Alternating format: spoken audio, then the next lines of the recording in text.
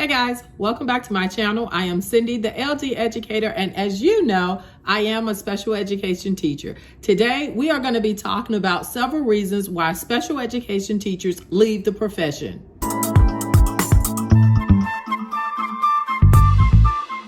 So as you know, teachers have been leaving the field of education in droves recently. Probably more than any other time in history, there has been like a mass exodus of educators leaving the field. However, special education teachers have not only been leaving the field, this has remained for years a critical area where many districts just have not been able to really fill special education positions with really qualified teachers. And the sad truth is, I still don't think many people really get why special education teachers are leaving the fields in such high numbers and why it's so hard for us to really get qualified, passionate people who are truly interested in the profession and once they're in, stay. So I'm going to do a video series on this issue. And in this video, I want to talk about some reasons why people think special education teachers are leaving when they do. One, the pay for what we do. Well, that's with any teacher. We know that teachers have never gotten paid what they deserve, which is so sad, right? Because we're the profession that makes every other profession happen. You know, we're the ones that inspire these brilliant minds to go on and do great things. But that's not the real issue. When you really have or see a teacher whose heart and whose calling is to educate, they very rarely leave the field of education because of their paycheck, even though it's really low. You see teachers going out, getting side hustles, getting second jobs, doing whatever it is that they have to do to still stay in the classroom. So the pay is not it. Another common misconception why people think special educations leave the field of education is all of the testing, the paperwork, and the assessing. You know, you even hear general ed teachers talking about all of the standardized testing that students have to take. Well, special education students have to take those tests as well as they have to often be assessed. They have to be reevaluated to determine continued eligibility in the special education department. And as a result of that, it inundates special education teachers with tons and tons and tons of work. The misconception is that people think that we have like a lower amount of students, which is true, but with each student comes tons and tons and tons of paperwork. Some teachers get anxiety at certain times of the year, but even with that, because of our desire to teach, because of our desire to really impact the lives that we've been called to really impact, many of us have sucked that up. We've done what we are called to do. And so even the tons of testing, paperwork on top of paperwork isn't the reason why most special education teachers leave the profession. Number 3. You will often hear special education teachers complaining of a lack of district support, sometimes a lack of support within their own building. It just is what it is. Special education is a real complicated beast, as I like to call it sometimes. And the truth is, teachers get thrown under the bus all the time.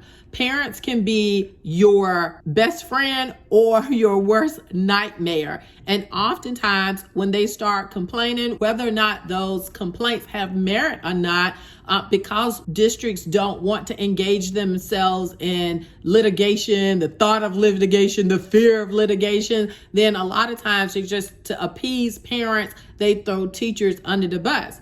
Unfortunately, it works the same sometimes with our fellow gen ed co-workers. You know, we just don't always get the support that we need to implement the things that we're supposed to implement in order to improve the lives of our students. But guess what? That is not the reason why most special education teachers leave the field of special education either. Man, can we talk about the lack of respect? That is enough for anybody to leave the field of education. But when you talk about special education teachers, we often have to deal with a lack of respect from admin, a lack of respect from our fellow co-workers, gen ed teachers, and even a lack of respect sometimes from students themselves, be it students in the program or students just in the regular ed program that we have to interact with, because oftentimes we are called upon to be co-teachers. I cannot tell you, sometimes being a special education teacher, being a co-teacher feels as if you are a personal aide.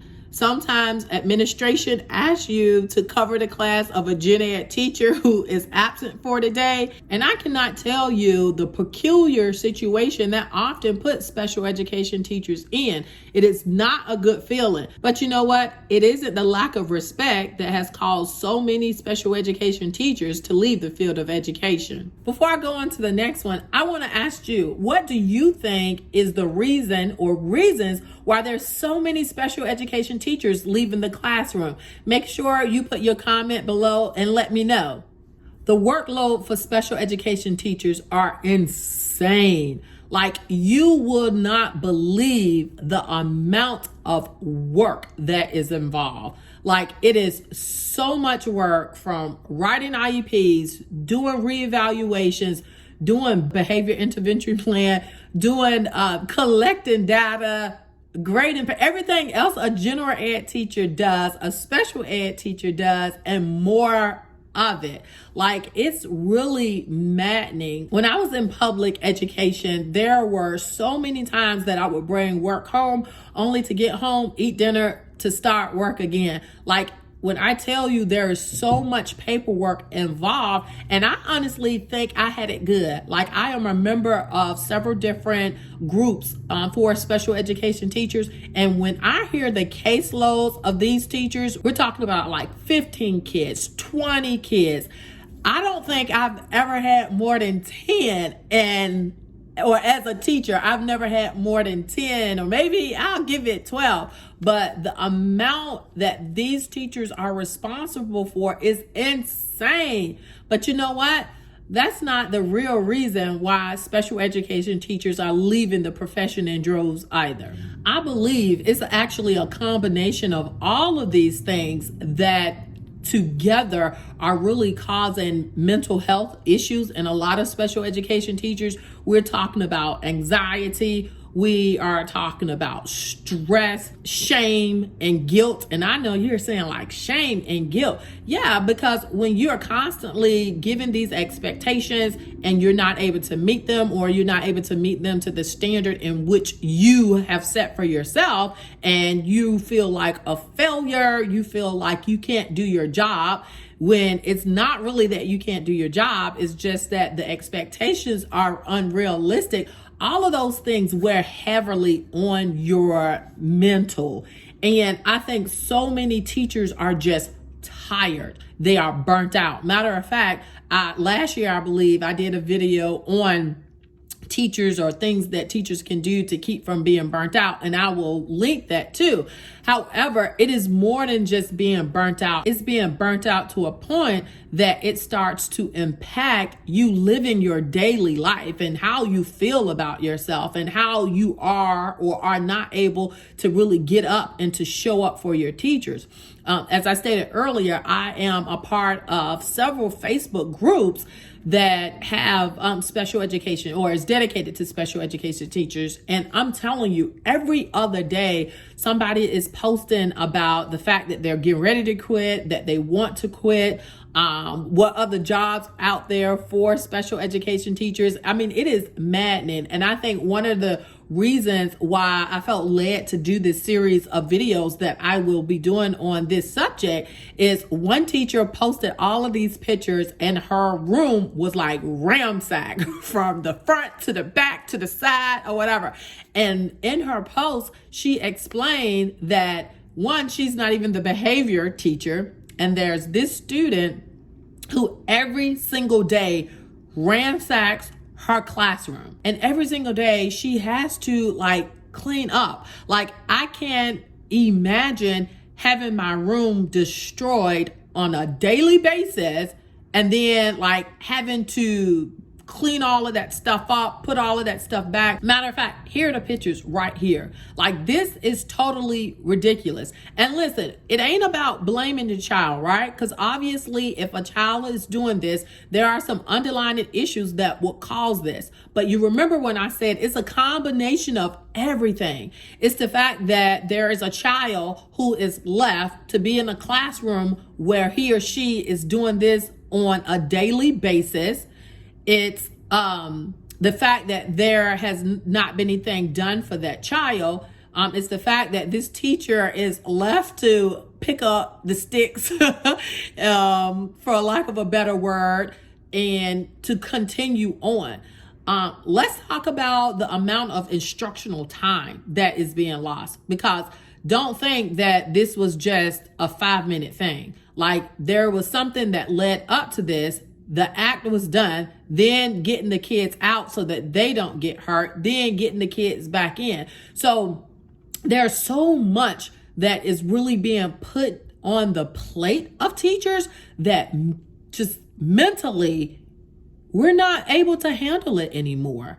And the shame and guilt comes in because it's like you're a whiner if you complain, or if you quit. People are like, why you quit? And then because we work with we work with a population that there's not a lot of people willing to do in the first place, right? And so it's like you don't want to give up on the kids, but it's coming to a point where it's a teacher's sanity and keeping their job. And to be honest with you, I am proud of those teachers who are able to choose themselves and to do what they need to do in order to protect themselves. Because at the end of the day, you might be called to do this. However, if you're dead and gone, or if you are loopy and out of your mind, then you still can't fulfill the call that is upon your life, right? So my advice right now to all teachers is to really evaluate where you are. And you have to evaluate whether or not it's worth it. Another issue that I'm going to talk about in a subsequent video is the fact that I think so many teachers stay so long because they feel like they have no other options. But that's not true. So make sure you continue to watch this series of videos, and we're going to continue to talk about this. I am going to give other options, and I just want to be one that is going to really be here to motivate teachers, whether you choose to stay in the classroom or whether or not you choose to go. And before I go, make sure that you go ahead on and write in the comments section why you feel so many special education teachers are leaving the classroom. All right, until the next time. Bye.